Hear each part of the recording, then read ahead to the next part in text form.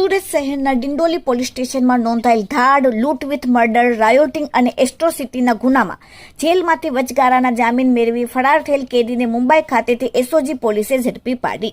Surat police કમિશનરના આદેશથી સમગ્ર સુરત શહેરમાં જગન્નાથપુરીની રથયાત્રા અનુસંધાને શહેરમાં કાયદો અને વ્યવસ્થાની પરિસ્થિતિ જળવાઈ રહી તે માટે વિવિધ ગુનાઓને સુરત તથા જેલોમાં બંધ કેદીઓને પેરલ ફરલો તથા વચગાળાના જામીન મેળવી પરત જેલમાં હાજર નહીં થયેલ ફરાર આરોપીઓને કેદીઓને શોધી કાઢવા માટે સૂચના આપતા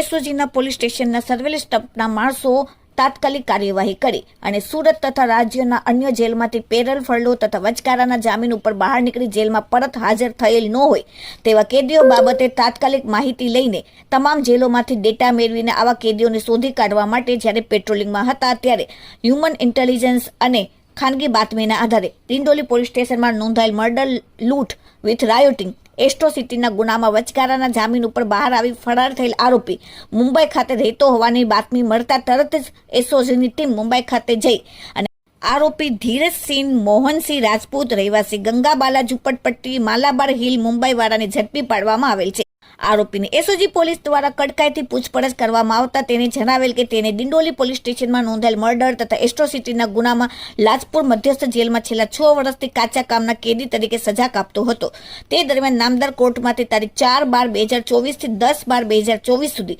વચગાળાના જામીન ઉપર મુક્ત થયેલ હતો. ત્યારબાદ પોતે સમયસર પરત જેલમાં હાજર થયેલ નહીં અને મુંબઈ ખાતે નાસી ગયેલ હોવાની હકીકત જણાવેલ. હાલમાં આરોપી વિરુદ્ધ કાયદેસરની કાર્યવાહી કરીને તેને પરત સુરતની લાજપુર જેલ હવાલે એસઓજી દ્વારા કરવામાં આવેલ છે. Bureau report, daily India TV, Surat.